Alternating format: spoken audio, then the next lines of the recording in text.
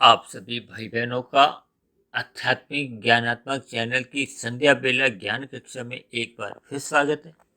आज की चर्चा का विषय है आध्यात्मिक लाभ और दूसरी पंक्ति में हमने लिखा है भौतिक लाभ। देखिए, 4 शब्दों में हमने 3 शब्दों को तो सफेद रंग से दर्शाया, जबकि भौतिक शब्द हमने काले रंग से दर्शाया। क्योंकि भौतिक प्रकृति अपने आप में देखिए ये दुखालय कहेगी है। भगवान श्री कृष्ण ने गीता में इस भौतिक जगत को, संसार को दुखालय नाम से संबोधित किया। दुखालय का अभिप्राय क्या है कि यहाँ अधिक मात्रा में दुख बने ही रहते हैं। और अक्सर जिनको मैं कहता हूँ ना कि आपके हमारे जीवन में देखिए सुख तो घंटों के हिसाब से आते हैं, दिनों के हिसाब से आते हैं, जबकि ये जो दुख है ये तो महीनों के हिसाब से, सालों के हिसाब से बने रहते हैं।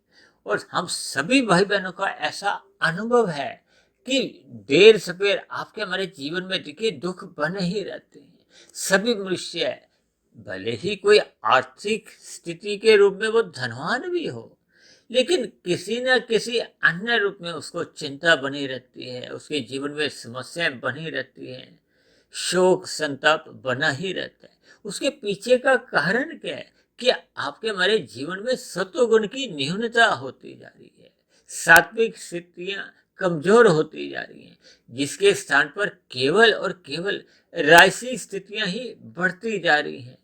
रजोगुण बढ़ता जा रहा है, रजोगुण के परिणाम स्वरूप आपका मेरा तमोगुण भी बढ़ता जा रहा है। क्योंकि प्रकृति में देखिए 3 गुणों की जो जैसी जैसी स्थितियां होती हैं, उन स्थितियों के अनुसार ही आपका मेरा जीवन की एक गति होती है, वैसा वैसा आपका मेरा स्वभाव बनता जाता है। उस स्वभाव के अनुसार फिर आपके मेरे नए कर्म होते रहते हैं। जबकि मनुष्य योनि को देखिए साधना योनि का भी एक अवसर मिलता है, क्योंकि शेष सभी योनियों में ये साधना करने का अवसर नहीं है। साधना क्या है कि हम परमात्मा की ओर अपना रुख करें, परमात्मा की सुमुखता बढ़ाएं, परमात्मा से प्रीति करें, क्योंकि परमात्मा ही एक आनंद स्वरूप सत्ता है। आनंद में देखिए लेश भर भी दुख नहीं होता, जबकि प्रकृति को तो देखिए द्वैत कहा गया है।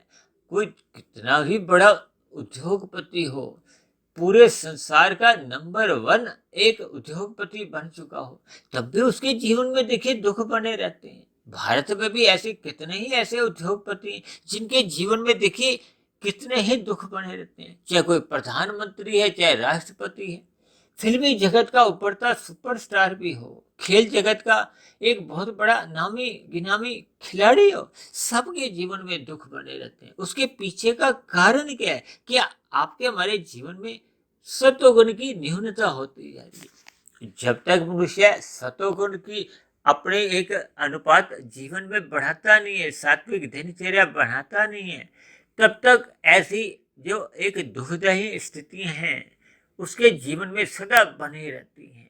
ये शास्त्रों में बार बार ठोक बजा के कहा गया है कि मनुष्य को अपने मिले हुए जीवन में सत्वगुण का अधिक संग करना चाहिए, क्योंकि सत्वगुण सापेक्ष दृष्टिकोण से रजोगुण से भी 10 गुना अच्छा कहा गया, क्योंकि रजोगुण एक संसारी आकर्षण की ओर ले जाता है। संसार के जितने विषय भोग हैं, गंध, रस, रूप, स्पर्श और शब्द, इनसे संबंधित जितने भी विषय भोग, जितना भी आदमी भोग ले, ये हमें अल्पकालिक सुख देते हैं। इन सुखों की देखिए भोगते भोगते अंततः मनुष्य को दुख ही मिलते हैं। और वैसे भी आपका हमारा जो स्थूल शरीर है, जो इसकी घोलके हैं, जो आपकी हमारी ज्ञानेंद्रिय हैं, जो इसको भोगती हैं, नाक, जिह्वा, आंख, त्वचा और कान, ये 5 भोग्य विषयों को भोगने में सदा समर्थ नहीं रहती। वृद्धावस्था आने पे ये सभी ज्ञानेंद्रियां शिथिल पड़ जाती हैं, भोग विषय यही धरे रह जाते हैं, इनको मनुष्य भोग नहीं पाता। क्योंकि अस्पतालों में आप ऐसी स्थितियां कितनी ही देखते हो कि कितने ऐसे उद्योगपति हैं जो वृद्धावस्था में देखिए अन्न जल भी लेने में समर्थ नहीं होते। उनके नाक में एक विभिन्न प्रकार की नलियां लगी हुई हैं, कृत्रिम रूप से सांस लेने की एक प्रक्रिया चल रही है।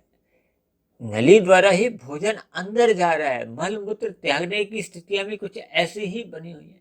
तो इसका कारण क्या है कि मनुष्य में एक वृद्धावस्था की स्थितियां जैसे जैसे आने लगती हैं, तो आपके हमारी जो स्थूल शरीर की जो एक कर्मेंद्रियां ज्ञानेंद्रियां शिथिल पड़ जाती हैं।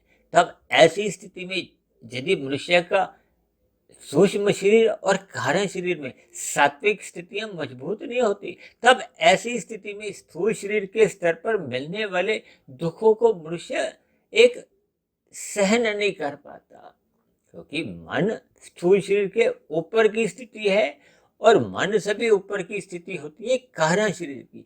कारण शरीर में आपके मरे कर्माशय के साथ साथ संस्कार रहते हैं, और संस्कार जितने अधिक शुभ होते हैं वो फिर दुखों को सहने की एक शक्ति देते हैं। आपके मरे जीवन में देखिए दुख समाप्त नहीं हो जाते, लेकिन जब उससे संबंधित आपके मरे संस्कार वो जो राजसी या तामसी होते नहीं है, तब ऐसी स्थिति में, क्योंकि दुख का कारण तो देखिए तामसी या राजसी स्थितियां ही होती हैं।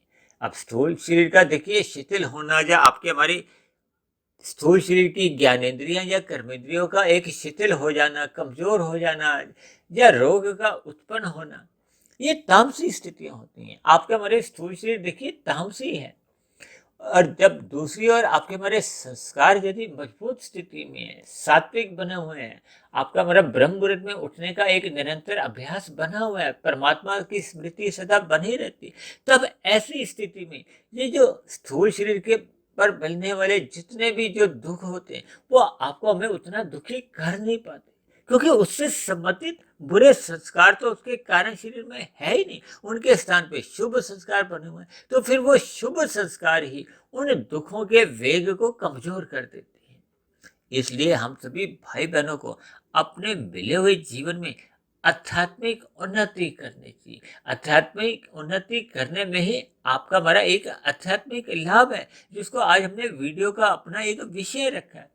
जबकि भौतिक लाभ जिसको अक्सर मनुष्य देखिए धन संपदा से ही जोड़ता है, सुख सुविधा स्वाद संपन्न इन स्थितियों से जोड़ता है, यानी कि भौतिक जितने भी सुख हैं वो तो देखिए द्वैत हैं, पृथ्वी जल अग्नि वायु आकाश की स्थितियों से बने हैं, तो ये सभी के सभी तामसी स्थितियां होती हैं। आपके हमारे जो स्थूल शरीर है वो भी तामसी कहे गए हैं, ये पृथ्वी जल अग्नि वायु आकाश के बने हैं। इनके जो सूक्ष्म तत्व हैं गंध रस रूप स्पर्श और शब्द, ये सूक्ष्म भूत है, इन्हीं के कारण ही तो आपका हमारा स्थूल शरीर का एक निर्माण होता है। माता के गर्भ में ये भोग विषयों के कारण ही आपके हमारे स्थूल शरीर का एक आकार बनना आरंभ होता है। 9 माह में ये स्थूल शरीर तैयार होता है, फिर भस्मावस्था युवावस्था, फिर युवावस्था की समाप्ति पे देखिए प्रौढ़ावस्था, फिर वृद्धावस्था, और फिर उसके बाद अंतिम स्थिति क्या आती है कि हम सभी भाई बहनों की देखिए मृत्यु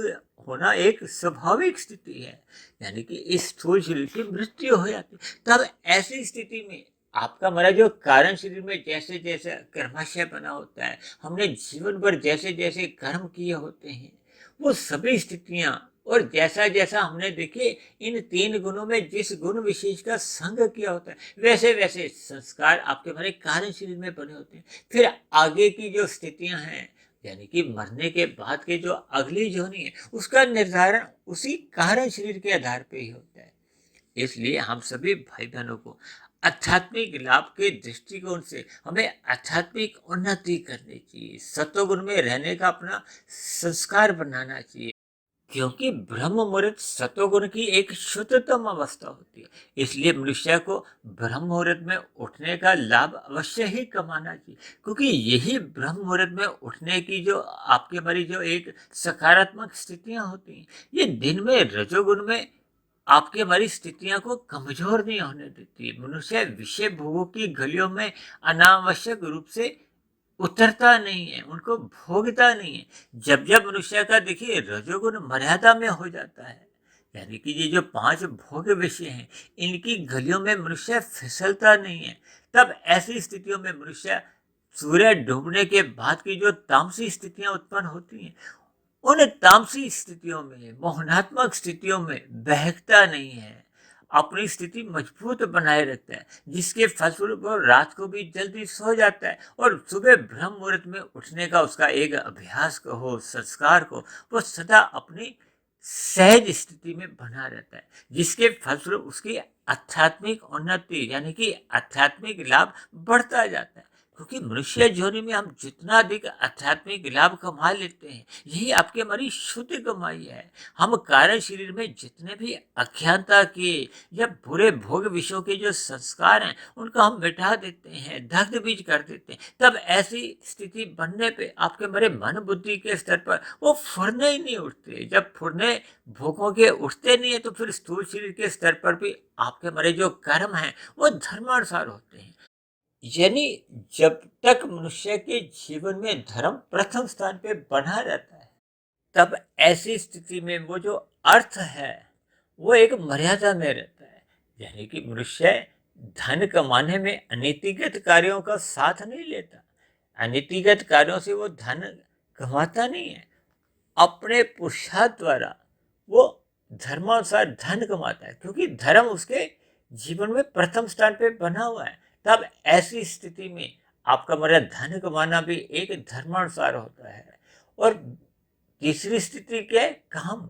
काम का अभिप्राय आपके मेरी स्थूल शरीर की आवश्यकताओं तक ही हमें अपनी कामना रखनी है। भोग विषयों की कामना बढ़ाते ही मनुष्य अधिक धन कमाने की ओर प्रेरित होता है। और धन कमाते कमाते कब वो नीतिगत कार्य को अपने जीवन का हिस्सा बना लेता है।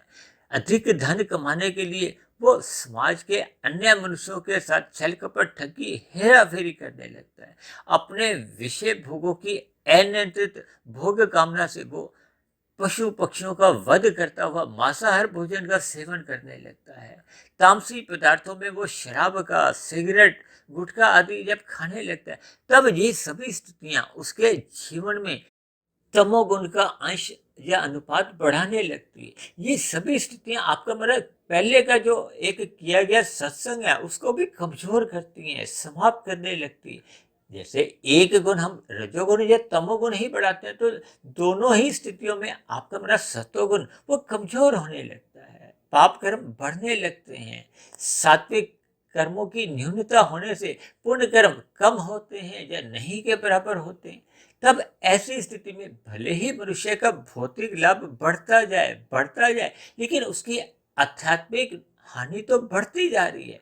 क्योंकि जब जब भौतिक लाभ की ओर हम अधिक प्रवृत्त होते हैं, तब ऐसी स्थिति में आध्यात्मिक लाभ कमाने की ओर आपका मेरा ध्यान ही नहीं जाता। लेकिन आपका मेरा जीवन तो देखिए निरंतर कम होता जा रहा है। भले ही हम भौतिक उन्नति करते हैं या आध्यात्मिक उन्नति करते हैं, दोनों ही स्थितियों में आपके हमारे स्थूल शरीर की आयु घटती जाती है, आपकी हमारी मिली हुई सांसें कमजोर होती जाती हैं, यानी कि घटती जाती हैं। जीवन का जो एक सफर है वो बीतता जाता है, बची हुई आयु कम होने लगती है। तब ऐसी स्थिति में मनुष्य को मिला हुआ जो एक अवसर है आध्यात्मिक लाभ कमाने का, जो मरने के बाद भी एक सुरक्षित बना रहता है। क्योंकि आध्यात्मिक लाभ मरने के बाद भी एक सुरक्षित स्थिति में इसलिए रहता है क्योंकि वो कारण शरीर की कमाई है। जबकि स्थूल शरीर के स्तर पर हम जितना भी भौतिक लाभ कमा लेते हैं, वो तो स्थूल शरीर के मरते ही समाप्त समझा जाता है। और यदि उस भौतिक लाभ में हमने अनीतिगत कार्य किए थे, धर्म विरुद्ध कार्य कर दिए थे, तब ऐसी स्थिति में वो किए गए पाप कर्मों का जो कर्माशय कारण शरीर में बना होता है, उस किए गए पाप कर्मों का हमें भविष्य में मरने के बाद में वो अधोगति की जोनियों में जन्म लेकर फिर वो हमें दुख भोगने पड़ते हैं। तो इन सभी स्थितियों को ध्यान में रखते हुए मैंने आज की वीडियो में देखिए आध्यात्मिक लाभ और भौतिक लाभ में केवल भौतिक तत्व को ही काला इसीलिए दर्शाया है ताकि हम इस कालेपन से डरें, परहेज करें और अपने मिले हुए जीवन में आध्यात्मिकता से जुड़ें, सत्वगुण से जुड़ें, परमात्मा को पाने का अपना लक्ष्य बना लें, जिसके लिए मनुष्य को रात को जल्दी सो जाना चाहिए और सुबह ब्रह्म मुहूर्त में उठने का अपना संस्कार जितनी जल्दी हो सके वो मजबूत स्थिति में लाना चाहिए, ताकि हम सभी भाई बहनों के जीवन में भौतिक लाभों के प्रति एक आकर्षण नहीं हो। केवल अपने स्थूल शरीर की आवश्यकताओं की पूर्ति तक ही हम पुरुषार्थ करें और शेष समय को हम सदुपयोग करते हुए परमात्मा की प्रीति में लगाएं, ताकि आपके हमारी आध्यात्मिक उन्नति हो, आपका हमारा आध्यात्मिक लाभ बढ़ने लगे। तो ऐसी सभी शुभ स्थितियाँ हम सभी भाई बहनों के जीवन में भी बने। इन्हीं शुभकामनाओं के साथ आज की चर्चा विशेष को अब हम यही विश्राम देते हैं। कल सुबह फिर मिलते हैं ब्रह्म मुहूर्त उपदेश कक्षा में। तब तक आप अपने आध्यात्मिक मित्र सुधीर भाटिया फकीर को इजाजत दें। आप सभी भाई बहनों को बहुत बहुत शुभ रात्रि और ब्रह्म मुहूर्त में उठने के लिए मेरी ओर से आप सभी भाई बहनों को बहुत बहुत शुभकामनाएं।